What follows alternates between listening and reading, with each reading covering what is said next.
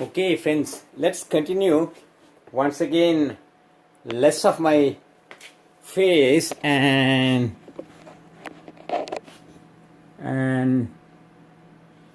yes, more of these displays. I'm sure you're gonna love that.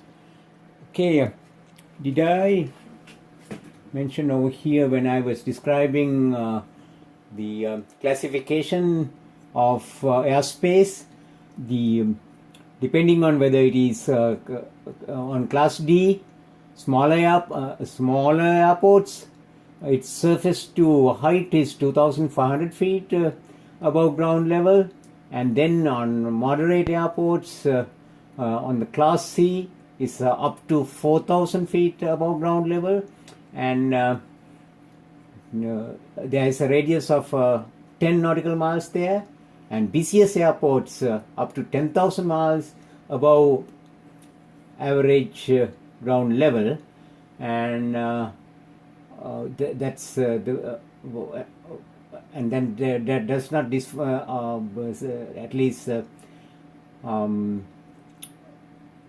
they don't mention about the nautical miles radius, but still that applies there also. And the space in between is class A, I already told you. And we have to spend a little time with the maps and stuff. What we are getting it is from Airman Knowledge Test Supplement for Sport Pilot, Recreation Pilot, Recreational Pilot, and Private Pilot. Because let me explain one other thing. All these see all these maps. Of course, it's on the same manual. All these maps you have to give particular attention to all these maps. I'm going to you don't have to worry too much about it because it's already you can get it from FAA website. I picked them up from FAA website, and then I need you to pay attention to the sectional aeronautical chart. That's also a part of Airman Knowledge Testing Supplement for Sport Pilot, Recreational Pilot, and Private Pilot. That's the handbook of that. Mainly what we have to consider here is part 107.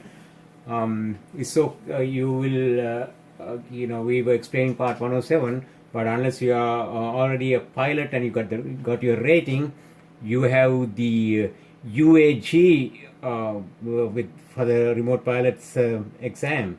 So UAG covers all these other areas.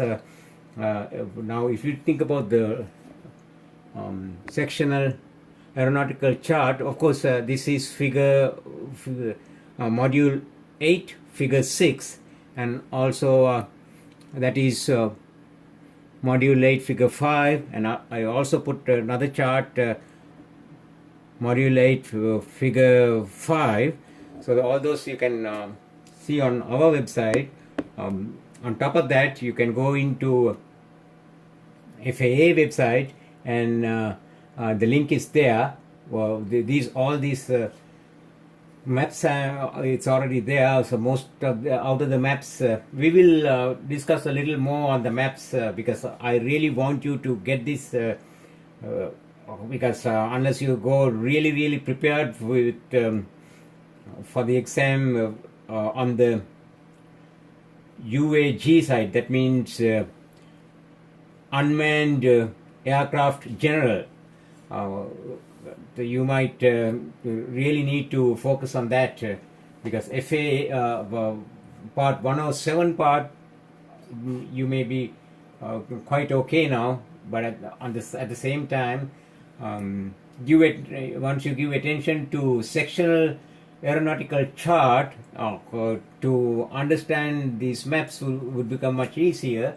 On the chart, some of them you can really don't have to give too much attention. That means in the airport, the runway markings and all that you can leave alone. But airport data, where the frequencies that they use and approach frequencies, the weather reports and all that, and the to measure the heights and how what are the markings for class C, class B. All once you follow this chart, once you get this chart really well, that means you'll be comfortable with going through the maps and locating in the maps. When I say on the maps, to once again, what are the indications, whether it is how high it's from main sea level, things like that. And yeah, we gotta spend a little more time.